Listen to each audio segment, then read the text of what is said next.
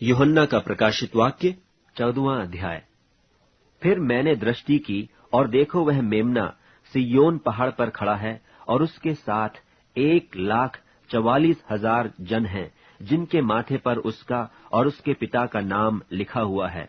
और स्वर्ग से मुझे एक ऐसा शब्द सुनाई दिया जो जल की बहुत धाराओं और बड़े गर्जन का सा शब्द था। और जो शब्द मैंने सुना वह ऐसा था मानो वीणा बजाने वाले वीणा बजाते हों, और वे सिंहासन के सामने और चारों प्राणियों और प्राचीनों के सामने मानो एक नया गीत गा रहे थे।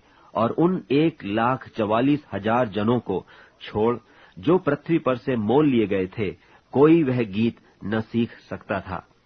ये वे हैं जो स्त्रियों के साथ अशुद्ध नहीं हुए पर कुंवारे हैं। ये वे ही हैं कि जहां कहीं मेमना जाता है वे उसके पीछे हो लेते हैं। ये तो परमेश्वर के निमित्त पहले फल होने के लिए मनुष्यों में से मोल लिए गए हैं, और उनके मुंह से कभी झूठ न निकला था। वे निर्दोष हैं।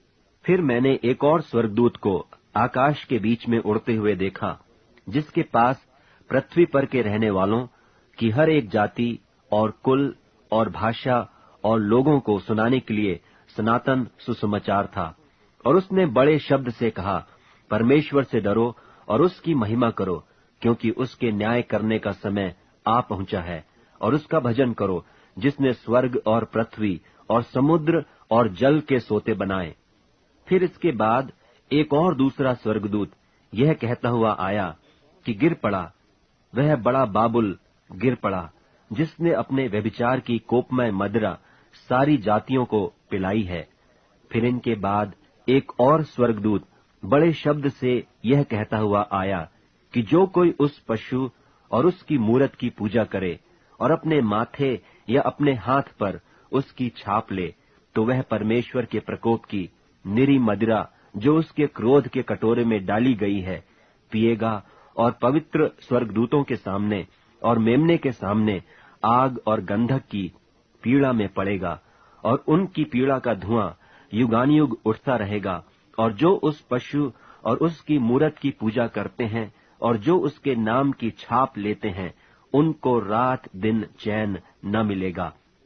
पवित्र लोगों का धीरज इसी में है, जो परमेश्वर की आज्ञाओं को मानते और यीशु पर विश्वास रखते हैं। और मैंने स्वर्ग से यह शब्द सुना कि लिख, जो मुर्दे प्रभु में मरते हैं वे अब से धन्य हैं। आत्मा कहता है, हाँ, क्योंकि वे अपने परिश्रमों से विश्राम पाएंगे और उनके कार्य उनके साथ हो लेते हैं। और मैंने दृष्टि की और देखो, एक उजला बादल है, और उस बादल पर मनुष्य के पुत्र सरीखा कोई बैठा है, जिसके सिर पर सोने का मुकुट और हाथ में चोखा हंसुआ है। फिर एक और स्वर्गदूत ने मंदिर में से निकलकर उससे जो बादल पर बैठा था बड़े शब्द से पुकार कर कहा कि अपना हंसुआ लगाकर लवनी कर, क्योंकि लवने का समय आ पहुंचा है, इसलिए कि पृथ्वी की खेती पक चुकी है। सो जो बादल पर बैठा था उसने पृथ्वी पर अपना हंसुआ लगाया और पृथ्वी की लवनी की गई। फिर एक और स्वर्गदूत उस मंदिर में से निकला जो स्वर्ग में है, और उसके पास भी चोखा हंसुआ था। फिर एक और स्वर्गदूत जिसे आग पर अधिकार था वेदी में से निकला, और जिसके पास चोखा हंसुआ था, उससे ऊंचे शब्द से कहा, अपना चोखा हंसुआ लगाकर पृथ्वी की दाख लता के गुच्छे काट ले, क्योंकि उसकी दाख पक चुकी है। और उस स्वर्गदूत ने पृथ्वी पर अपना हंसुआ डाला और पृथ्वी की दाख लता का फल काटकर अपने परमेश्वर के प्रकोप के बड़े रस के कुंड में डाल दिया। और नगर के बाहर उस रस के कुंड में दाख रौंदे गए, और रस के कुंड में से इतना लोहू निकला कि घोड़ों के लगामों तक पहुंचा और 100 कोस तक बह गया।